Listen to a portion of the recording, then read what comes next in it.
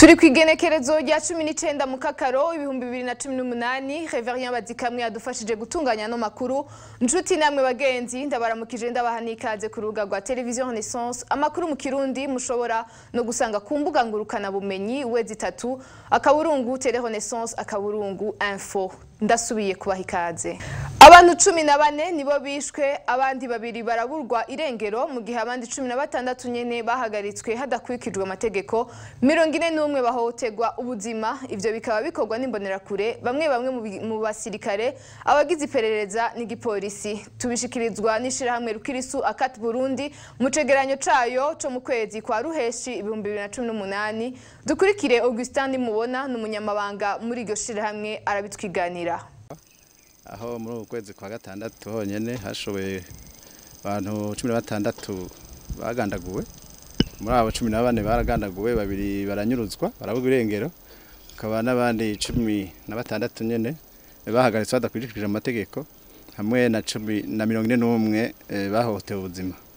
Ivyo byose rero bikaba bikorwa na misoresore y'imbonerakure, bamwe mu basirikare, bamwe mu bakozi biperereza hamwe na bamwe mu gipolisi. Igituma rero ivyo byihohoterwa ryakiremwa muntu bibandanya bikorwa, ahanini bamwe babagiriza yuko ngo batoye oya, abandi ngo bigishije gutora oya muri mwihindurwa ry'igwiza shingiro riheruka, ndetse hakaba na bamwe nk'abo mu mizero y'abarundi bagiriza yuko bubahutse bakaja guhagarikira amatora kuri urya munsi w'itora ry'igwiza shingiro. Nko kwigerekezo rya gatatu kwezi kwa gatandatu witwa Nestor Nahimana batazirakiwe umusirikare yahoze mu gisirikare ca kera, yanyurujwe n'imodoka zimwe zitagira amaparati zikunze gukoreshwa n'iperereza ry'u Burundi.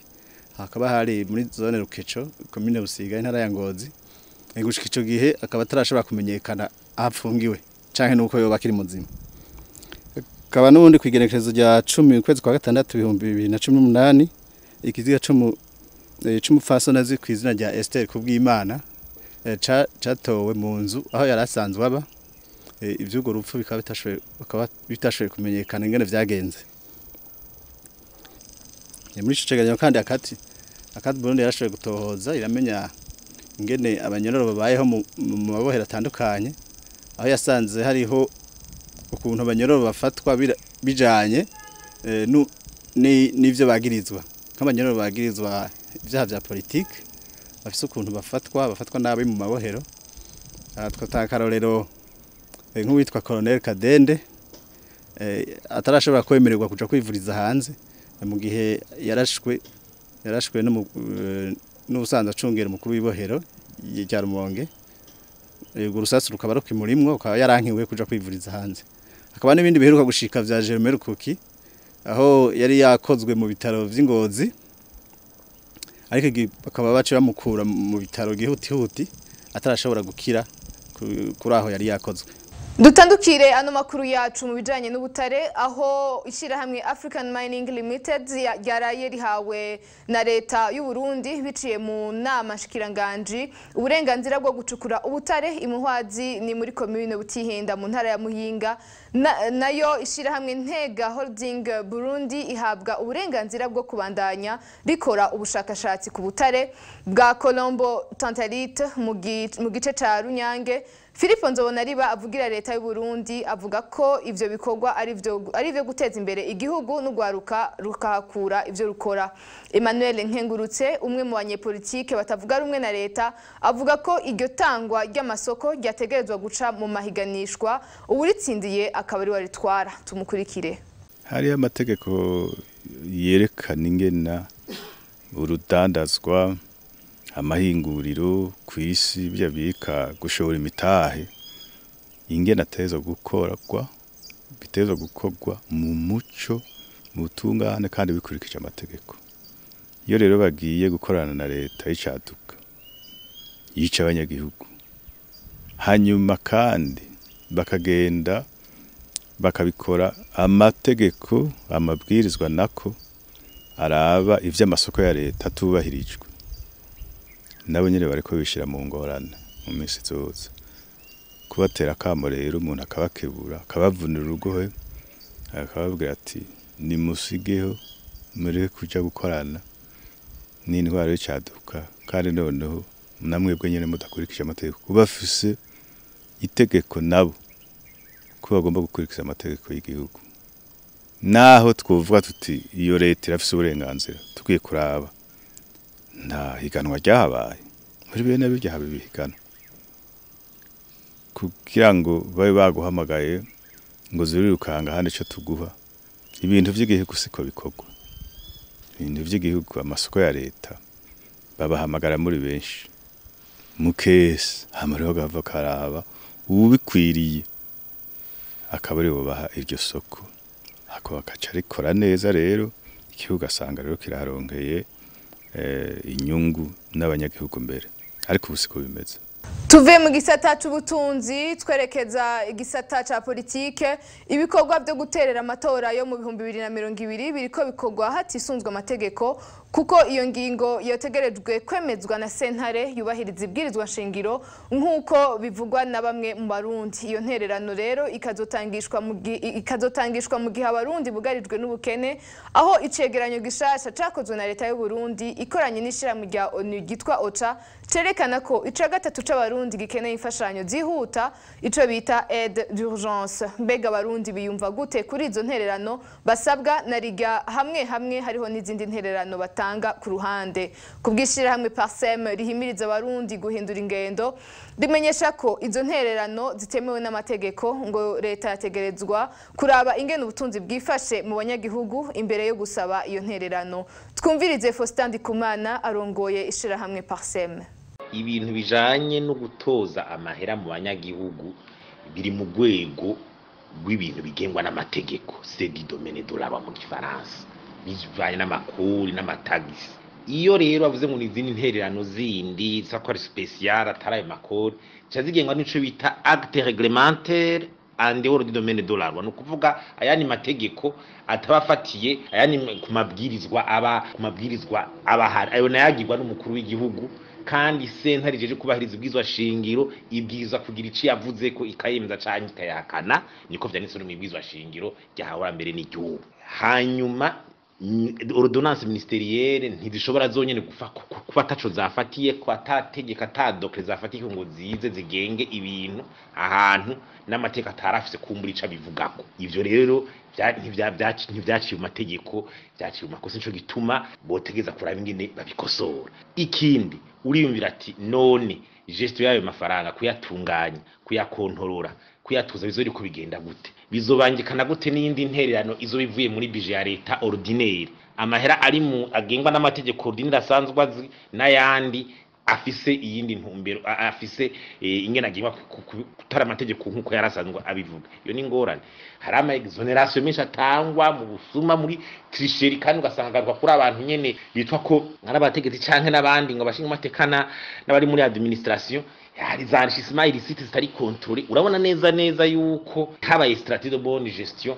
izo miliyaridi 14 kuziprovisiona ku mwaka sivyo vyogorana mu gihe amatora de dépenses de souveraineté hamica gatatu nuko tuvuga tuti abanyagihugu mu bisanzwe uravye abanyagihugu kene bari muno munsi bari exclus du circuit monétaire no kuvuga ingene amafaranga zunguruka mu gihugu atembera mu gihugu usanga bari kugira ajemwo nawe muri circuit monétaire finance asanga yikora kanini ku mwimbu w'ibitegwa mbumbarugo nico gituma usanga kubera ubukene ibyo bategeza kuza baratanga hana hari ugasanga uduharage batwimbuye batwirwa nkana mu masoko ku giciro mbere gitatumeze neza ugasanga ntibaronse n'ico babika mu nzu bwa bukene homa bwiyongera nico gituma go leta yo kwiyumvira ingene yinjiza amafaranga ingene yo kwinjiza amafaranga mu banyagihugu nawe kiraje muri circuit monétaire ingene yogira za investment mugira revenu y'umunyagihugu ishobore kuduga nayo kuvuga yuko abanyagihugu bashobora kugira gute abanyagihugu leta baterera akama ku kintu barita bako ariko barebwiye mugandi ntamyati biko bica mu mategeko cyane bica mu mategeko kira none haro n'abayakura kuri urumva ni ibintu rero byari kwitonderwa nta wasiko amatora atungana mugabo twe turabona neza yuko habaye bonne gestion hakaba na élargissement de la cité fiscale buke ngene bigenda bira guprovisiona 14 milliards ivyo tunanira Turkiri kuri iyo nkuru nyene Emmanuel Nkengurutse numwe mu bari mu mugambwe UPRONA utemewe n'amategeko akaba yahoze ari n'umukenguza amateka avuga ko ugusaba intererano ku nguvu Abarundi ngo bije gusongera isiwe abanyagihugu aho basanzwe bugarijwe n'ubukene buzura inzara aho abanyagihugu basabwa intererano avuga ko kandi aho abanyagihugu basabwa intererano ari uko habaye ikiza ico bita catastrophe naturelle mu gifaransa, ataruko naho ngo izo ntererano ntizemewe n'amategeko. Tumukurikire.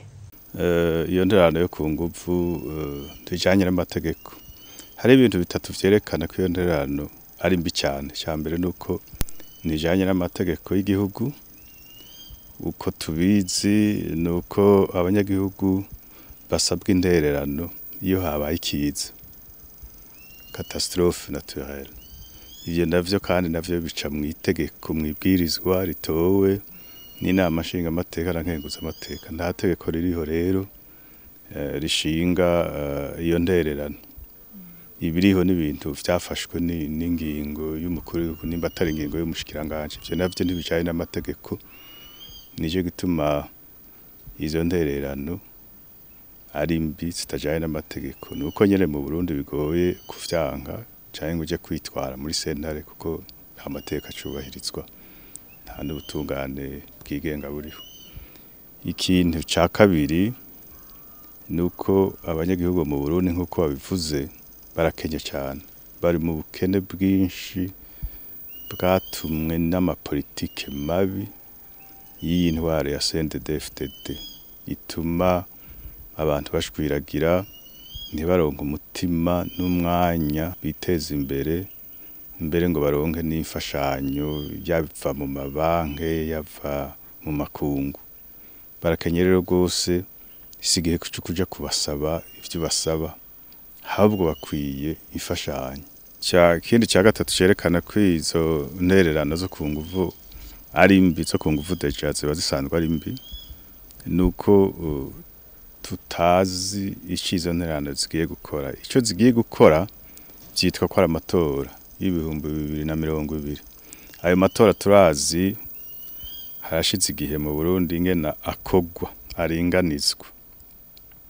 N'amatora nayo nyene. Tubibutse ko izo ntererano rero ziriko zitangishwa inyuma yaho ubutegetsi bwa Nkurunziza bufatiwe ibihano n'ibihugu vya Buraya, aho bwigiriye inama yo gutoza amafaranga mu banyagihugu mu kurangura imigambi imwe buba bwariyemeje gushikako. Ivyo bihano bikaba vyafashwe na cane kubera ubwo butegetsi bwirirwa buhonyanga agateka kazina muntu. Turangiriza no makuru yacu mu bijanye n'ubutungane, aho gisata kijejwe gutunganya ivy'amatongo CNTB mu gifaransa yashize ahabona ibirego ku matati ahudishira hamwe gigenga riri muri commune Rugombo intara ya Cibitoke, complexe agro-industriel de Rugombo mu gifaransa, hamwe na leta. Muri ivyo birego ku buringanire bwa hegitari 1507 Rugo Farm ibwirizwa gusigarana hegitari 4, nayo hegitari 200 zigasubizwa mwishira hamwe rya leta mu gisata gitunganya ivya mapampa ari ryo Cogerco. Pascal Ngendakuriyo arongoye igisata gitunganya amatongo CNTB avuga ko igice gisigaye c'ubwo buringanire kizokwigwa hagati ya leta na Cogerco. Tumukurikire. L'objet du litige concernait un terrain de 1507 hectares. Igiteye amakenga kuvyerekeye ubutaka bungana n'amahektare 1507 mu butaka bwatanzwe, biraboneka neza ko ishira hamwe Rugo Farm itegerezwa kugumana amahektare 4 kugira ibandanye ishira mu bikorwa mu kurima igitegwa pacuri gikoreshwa mu guhingurwamo parfum n'andi mavuta asanzwe akenegwa. Leta rero itegerezwa kugumana amahektare 1503. Kuri ayo mahektare 1503 dutanze kuri leta hariho amahektare 280 asanzwe akoreshwa n'ishirahamwe Cogerco, ariko ishirahamwe Cogerco igendera ku mapuro za leta. Turabona ko ishirahamwe Cogerco na leta bazokumvikana mu gutunganya amahektare 1503. Ngarutse rero ku mahektare 4 duhejeje gutanga ku ishirahamwe Rugo Farm, twabanje ubwa mbere gupima no gushiraho imbibe ku ruhande rw'iburyo rugana ku rubibe rw'u Burundi na cane aherereye iryo hinguriro. Hama kuvyerekeye izindi nyubako zitari muri ayo mahektare 4 twavuze ko zitegerezwa gusamburwa n'ishirahamwe Rugo Farm ikoresheje uburyo bwayo mu kiringo c'indwi imwe. Démoli ou démonté par la société Rugo Farm sur ses frais et en dehors une semaine. Umuyobozi mukuru wa Rugofam Habonimana Shadrick ngo ntiyigeze amenyeshwa ibirego by'ugo rubanza, ikindi naco ngo mu rwandiko rw'ugo rubanza ntiyarukubise ijisho, akemeza kandi ko afise impapuro z'itongo ntanatahure ibyo basaba. Akaba ari hano ndangirije no makuru yacu, nshimira abari mu buhinga bw'ivyuma badufashije kuyatunganya, mukaba mwayashikirijwe na Darlene Irakoze.